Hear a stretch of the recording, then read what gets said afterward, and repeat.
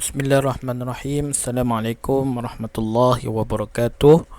InsyaAllah hari ini kita akan teruskan pembelajaran secara atas talian. Jadi murid-murid semua boleh bersedia dengan buku teks fiqh syahadah. InsyaAllah hari ini kita akan masuk buku fiqh syahadah tahun 3. Jadi sebelum kita mulakan pembelajaran, marilah sama-sama tanda tangan, baca doa, mula belajar. Bismillahirrahmanirrahim. Allahumma aftah alaina hikmataka wanshur alaina min khazaini rahmatika ya arhamar rahimin. Rabbi shrah li sadri wa yassir li amri wahlul 'uqdatam min lisani yafqahu qawli. Rabbi zidni ilma warzuqni fahma waj'alni minas salihin. Innahu min Sulaiman wa innahu bismillahirrahmanirrahim. Inni ra'aitu ahada asyara kawkaban wa syamsa wal qamara ra'aituhum li sajidin. Amin ya rabbal alamin. Jadi insyaAllah hari ini kita akan masuk tajuk 1 dan tajuk 2. Tajuk 1, apa itu iman? Dan tajuk 2, kenali rukun iman. Murid-murid boleh tengok muka surat 1. Jadi sebelum kita pergi jauh, kita tengok dulu apa objektif pembelajaran kita pada hari ini. Okey, untuk tajuk pertama, apa itu iman? Di akhir pembelajaran, murid dapat menyebut semula pengertian iman. Yang kedua, menyenaraikan 3 contoh orang yang beriman. Untuk tajuk kedua, kenali rukun iman. Pada akhir pembelajaran, murid dapat menyebut dan menulis semula rukun iman. Yang kedua, menghafaz dan menyusun rukun iman mengikut urutan yang betul. Okey. Jadi boleh tengok tajuk pertama, apa itu iman? Firman Allah Subhanahu Wa Taala, boleh baca sama-sama. A'udzubillahi minasyaitonirrajim. Walillahil asmaul husna fad'uuhu biha wa dharul ladzina yulhiduna fi asma'ih sayujzawna ma kanu ya'malun. Surah Al-A'raf ayat 180. Maksudnya hanya milik Allah Asmaul Husna, maka mohonlah kepadanya dengan menyebut Asmaul Husna itu, dan pulaukanlah orang yang berpaling dari kebenaran pada masa menggunakan nama-namanya.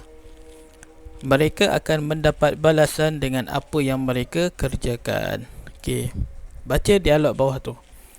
Apa khabar adik-adik? Jumpa lagi kita hari ini.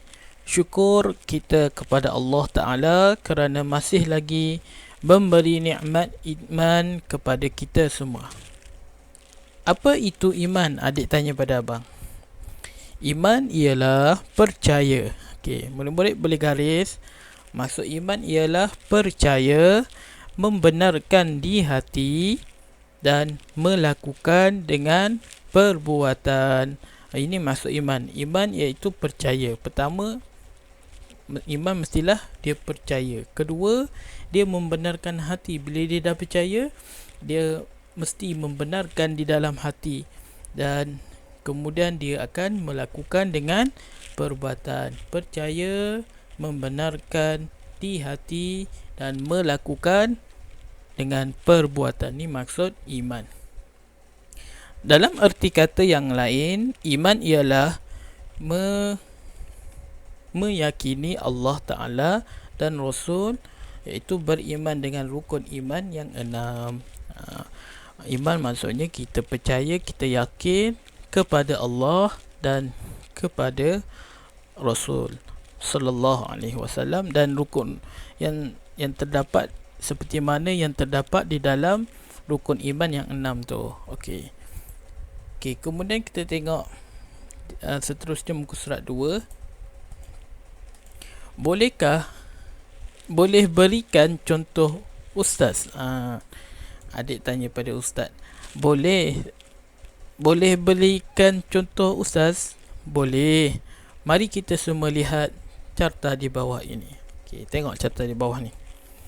Apa yang dibawa oleh Nabi Muhammad sallallahu alaihi wasallam hendaklah kita percaya, meyakini dalam hati dan melakukannya dengan anggota badan kita. Apa yang Nabi Muhammad sallallahu alaihi wasallam bawa, kita kena percaya, kena yakin dalam hati dan kita kena lakukan dengan anggota badan kita. Sebagai contoh, Nabi Muhammad sallallahu alaihi wasallam menyeru kita melaksanakan solat. Maka kita hendaklah percaya itu adalah perintah Allah Ta'ala dan melakukannya dengan perbuatan sebaiknya. Nabi Muhammad menyuruh kita supaya laksanakan solat, tunaikan solat. Maknanya kita percaya itu adalah perintah Allah dan kita akan melakukan. Bila kita percaya, kita membenarkan dalam hati, kita akan buat dengan perbuatan, iaitu kita akan tunaikan solat. Okay. Selain itu, meyakini adanya balasan bagi yang melaksanakannya. Kita yakin bila kita buat sesuatu yang baik ni akan ada balasan daripada Allah SWT, iaitu melaksanakan segala perintah Allah Ta'ala dan meninggalkan segala larangannya. Apa-apa perbuatan yang kita buat, semuanya ada balasan di sisi Allah, sama ada yang baik ataupun yang buruk. Okey, seterusnya kita tengok muka surat 3, aktiviti 1. Pilih jawapan yang menunjukkan orang itu beriman. Nanti murid-murid semua boleh pilih dan tulis semula di ruangan kosong ini. Seseorang itu yang menunjukkan seseorang itu beriman. Okey. Kolom pertama, solat 5 waktu tanpa paksaan. Okey. Yang ni dia beriman ke tak? Yang kedua, amanah dengan tugas yang diberi. Bila orang bagi tugas kat dia, dia amanah dan dia buat dengan sempurna, dengan sebaiknya. Okey. Yang ketiga, suka menipu orang lain. Yang keempat, khianat dengan amanah yang diberi. Seterusnya, yang kelima, berpuasa di bulan Ramadan. Yang keenam, mengeluarkan zakat kepada yang berhak.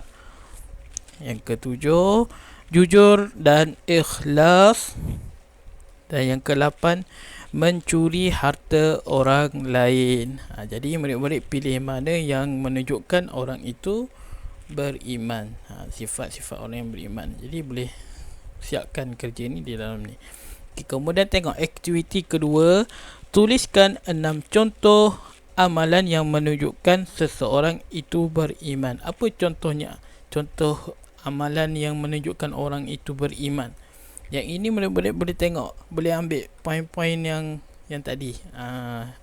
Contohnya macam solat 5 waktu, amanah dengan tugas.